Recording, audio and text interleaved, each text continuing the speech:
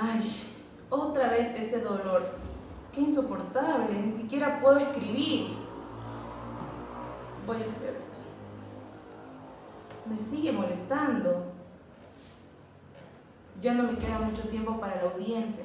Mejor me voy a arreglar.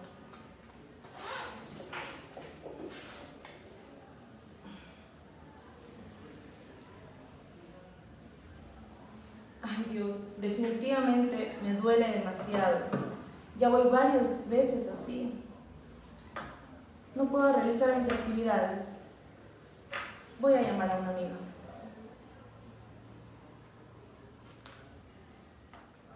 Hola, hola Mile, ¿cómo estás? Mile, por comentarte, más bien pedirte un favor. No sé si tú tengas algún amigo doctor, algún médico que me recomiendes, porque créeme que ya no soporto el dolor del hombro. Te cuento que esto ya voy varios meses y me dificulta para realizar mis actividades diarias y ya definitivamente necesito buscar ayuda ahora. ¿Será que me puedes ayudar?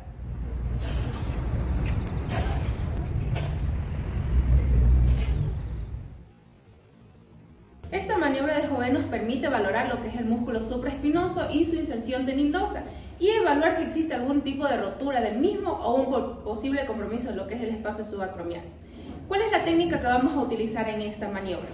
El paciente se debe encontrar lo que es sentado o en bipedestación, los hombros estarán abducidos lo que es a 90 grados en rotación interna completa con una flexión horizontal de lo que son 30 grados.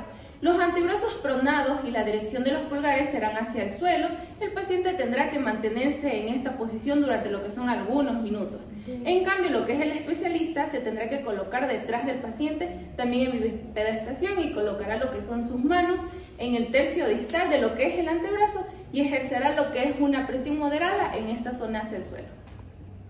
Entonces vamos a considerar positiva lo que es esta maniobra cuando el paciente va a experimentar lo que es el dolor o una debilidad al intentar elevar lo que es el brazo a 90 grados con la rotación externa del hombro. En este caso, la paciente o el paciente va a presentar lo que es un dolor significativo al realizar lo que es el movimiento, lo cual va a ser indicativo de una lesión de lo que es el tendón del músculo supraespinoso. La maniobra de Nier. El objetivo de esta es evaluar la presencia del pinzamiento subacromial o también del síndrome del manguito rotador. Este especialmente en lo que es el tendón del supraespinoso y el tendón de la porción larga del bíceps. ¿Cómo vamos a realizar esta técnica o procedimiento? El paciente se va a encontrar sentado o en bipedestación. El examinador nos vamos a colocar al lado del paciente y con una mano vamos a estabilizar la escápula para evitar lo que es la rotación escapular. Con la otra mano elevamos pasivamente el brazo del paciente en flexión anterior completa, es decir, en rotación interna del hombro. El movimiento lleva la cabeza humeral contra el arco coracoacromial, provocando un posible pinzamiento. El resultado va a ser positivo si se da la aparición de dolor en la cara anterolateral del hombro durante la elevación pasiva. Este resultado positivo va a sugerir el síndrome de pinzamiento subacromial, tendinitis del supraespinoso o tendinopatía de la porción larga del bíceps. Este indica que las estructuras del manguito rotador están siendo comprimidas entre el acromión y la cabeza humeral durante la elevación del brazo.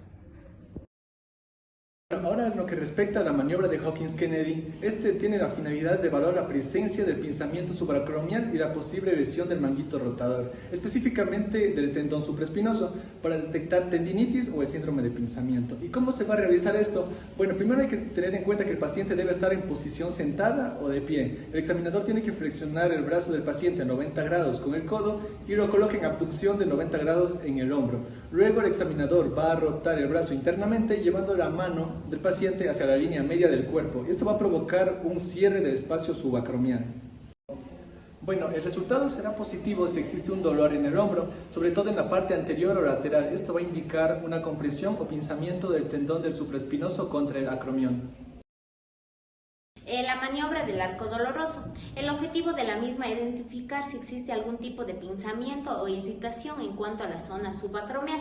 Esta suele afectar a los tendones del manguito rotador, sobre todo al supraespinoso. La técnica la vamos a realizar de la siguiente manera.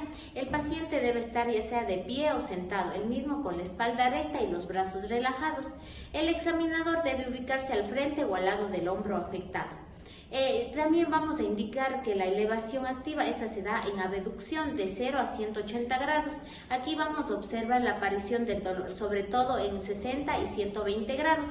Aquí vamos a preguntar el punto exacto del dolor. Si el dolor aparece al final, vamos a sospechar de lo que es una lesión acromioclavicular. Debemos bajar el brazo lentamente y observar si se repite el dolor. También vamos a repetir en el hombro contrario para comparar.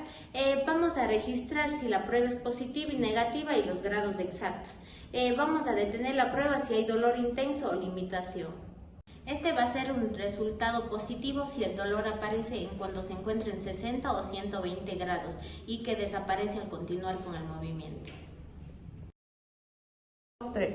Rascado de Apley. Esto sirve para evaluar los arcos de movilidad glenohumeral mediante movimientos combinados como abducción, aducción, rotación interna y externa, para identificar limitaciones funcionales o dolor por alteraciones músculo-tendinosas, capsulares o articulares. La técnica: primero vamos a colocar al paciente en la posición de pie o sentado, tronco erguido y brazos relajados.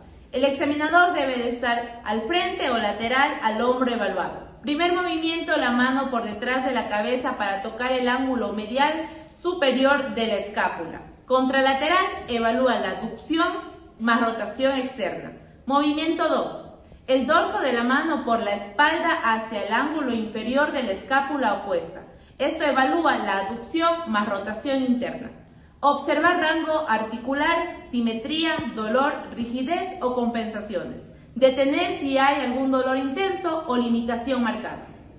Si el resultado es positivo, notaremos presencia de dolor, restricción o asimetría entre ambos hombros.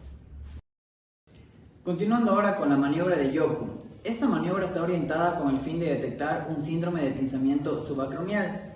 Para realizarla tenemos como primer punto que el examinador siempre se va a situar al frente o al lado del paciente. Después le pide al paciente que eleve lentamente el codo sin despegar la mano del hombro opuesto. Después, durante el movimiento, el examinador puede aplicar una ligera presión hacia arriba o hacia abajo sobre el codo, dependiendo del grado de tolerancia del paciente. Por último, se observa y se pregunta si aparece dolor en la cara anterolateral del hombro o limitación del movimiento. Se considera positivo si el paciente refiere dolor en la cara anterolateral del hombro, al levantar el codo mientras la mano permanece en el hombro contrario.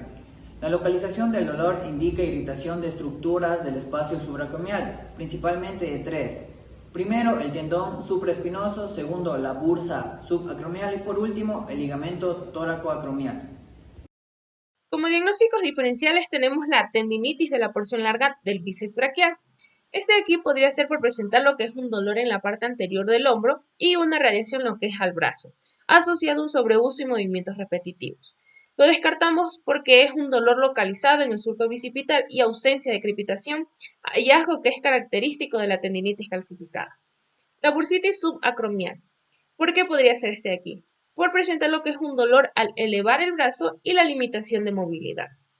Lo descartamos porque este es un dolor más difuso y la falta de crepitación palpable, además de una menor intensidad en las maniobras de pinzamiento.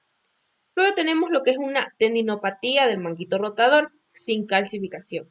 Este podría ser por presentar lo que es un dolor al elevar el brazo y las maniobras positivas de pinzamiento.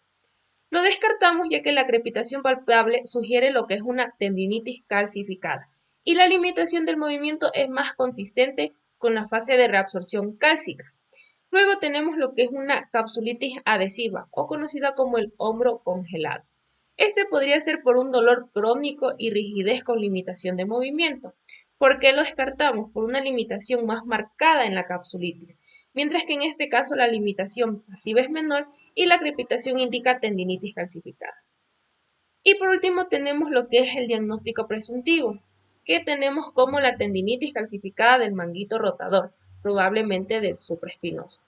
Este diagnóstico es más probable ya que es respaldado por los hallazgos clínicos y sus maniobras diagnosticadas específicas, como el test de Hope, el test de Neer, el test de Hawkins-Kennedy y la maniobra del arco doloroso y también la crepitación palpable, que son indicativos de la inflamación y también de la degeneración del manguito rotador, especialmente del supraespinoso, con la formación de depósitos de calcio que van a causar la crepitación.